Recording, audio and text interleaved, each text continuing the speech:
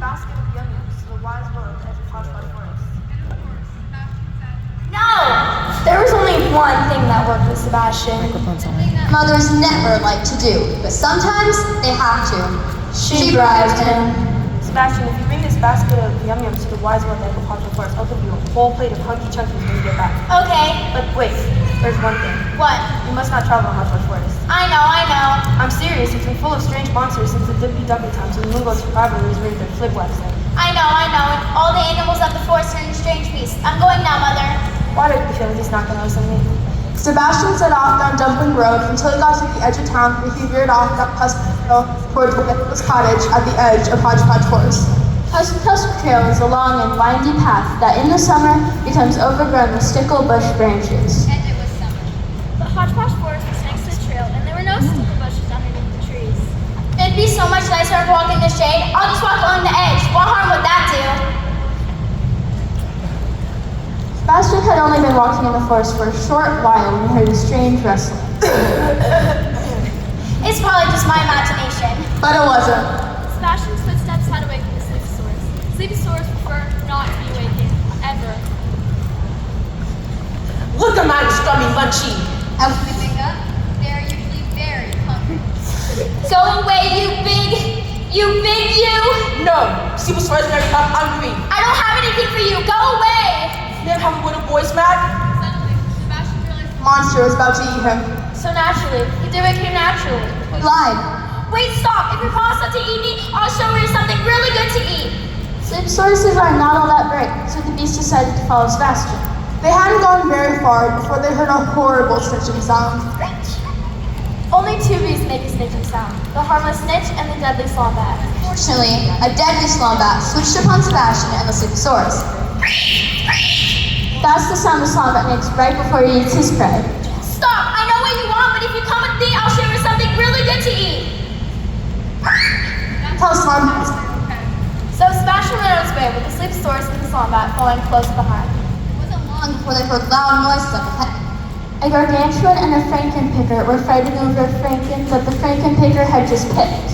Me wants flanking. Score! I want to be flanking. Fart. The gargantuan.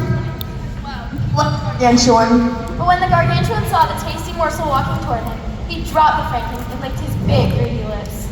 Stop! I know what you want, but if you come with me, I'll show you something really good to eat. So the gargantuan and the frankenpicker joined the Sleepsauruss and the Slombat, following Sebastian along the edge of Hodgepodge Forest. Next, they heard a rumbling beneath their feet. Me here, Gongor. Oh no! What's that? But he didn't have to because a gonger rose up from the ground in front of him with a snoot on its back. Snoodle scraps from Gongor's feasts. Stop! I can show you and your little friend something really good to eat. So the gonger and the snoodle joined the other monsters, closely following Sebastian's footsteps. Maybe a little too closely. Soon they came to a little tree. A gator was crouched on the edge trying to catch a Bergma. Who was also trying to catch him. Fumigators have nasty breath, which paralyzes their prey. Brigmas have slimy tentacles that suck out brains.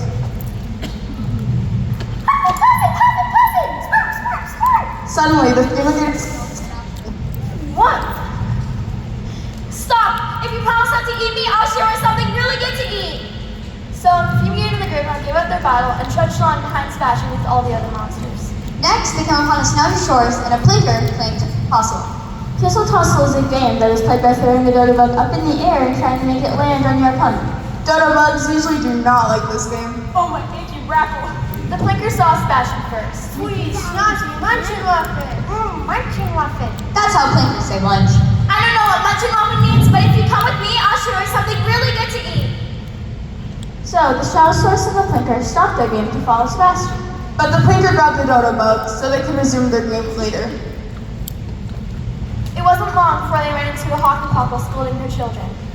Never tangle with the monsters. You will lose your tail. Hop and Puckle's brains are in their tails. And she was right. Lobsters love Hawk and Puckle tails. Look, a boy! Hawk and Pockle children always listen to their mothers. Wait, stop! If you promise not to eat me, I'll show you something really good to eat.